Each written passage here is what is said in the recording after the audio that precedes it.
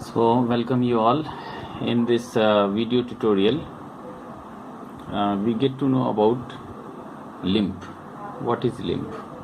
See the diagram that is shown to you. It is in this diagram what you see, the usual double circulation that is exhibited here, and you see the in double circulation the artery is the aorta, giant artery, it is shown here, and pulmonary vein. It is all dealing with the oxygenated blood, and you see through the aorta the oxygenated blood which are actually going to serve the material oxygenated blood to the body tissues, and it joins with the veins also. So here is you see the connection. So capillaries. So you see the arteries, they split up into smaller the blood vessel called capillaries. Capillaries is one single cell. It is the single cell thick walled this vessels. See here it is shown. Blood capillaries is there, and in this you see, in this blood capillaries there are small holes are there, and in this way you see the RBC which is floating, and the other platelets and blood plasma is also there. What is going on through these holes? Through these holes, the capillaries, blood capillaries, something which is leaking out from these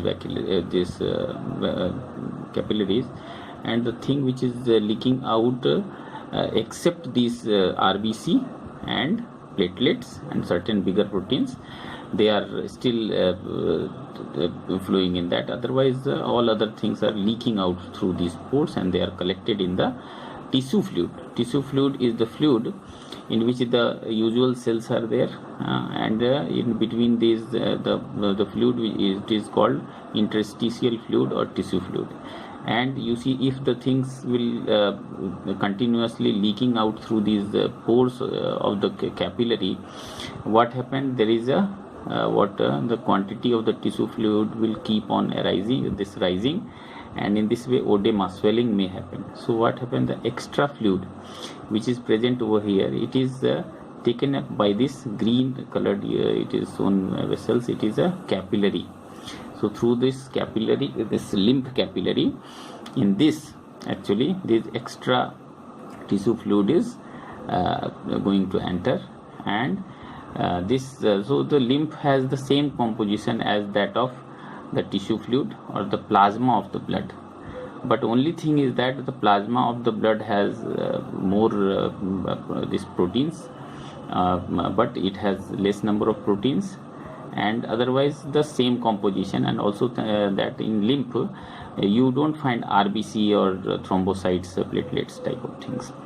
So this tissue fluid, suppose imagine one situation, if suppose these tissue fluid keep on accumulating in this lymphatic vessel. Suppose if the lymphs are not there, then what will happen?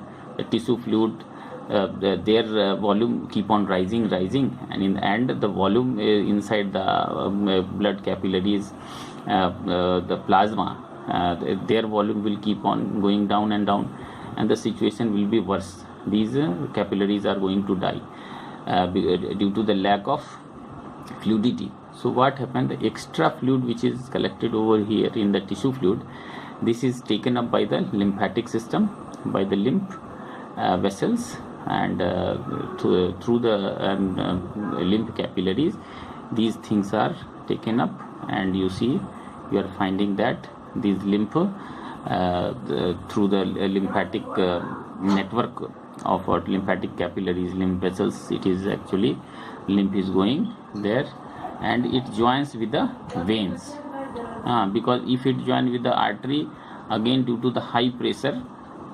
the situation will be not congenial. So it is usually going to join with the vein, and you see here also at the lung site also, when the arteries and veins are going to join, there also you will find these lymphatic system, lymph capillaries are there. So in this way you see these lymph are the parallel system which is working along with our usual system of arteries and veins. This is a parallel system which is working, and the main role of the lymph is and the lymph has the same composition as that of the tissue fluid. What is there in the tissue fluid? So tissue fluid it is actually having electrolytes, glucose, amino acids, fatty acids, glycerol, oxygen, carbon dioxide. So from the tissue fluid now waste is also collected by the blood. So that is why these holes are present in the capillaries. Understand? So you see this lymphatic system, it is very much essential, and what are the other functions that it is going to do. So once again you listen it. So what in nutshell you can say that lymph, it is another type of fluid found in our body which is also involved in the transportation. It is formed when some amount of plasma proteins and blood cells escape into the intercellular space in the tissue through the pores present in the walls of the capillaries. So you see the pores of the capillaries, here it is shown. Now lymph is similar to the plasma of the blood, but it is colorless and contains less proteins.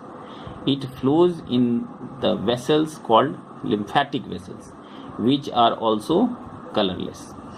The functions of lymph is involved in the transportation of substances. Lymph carries digested and absorbed fat from the intestine and drains excess fluid from the extracellular space back into the blood. Lymphocytes are present in it to destroy harmful pathogens. You see, suppose the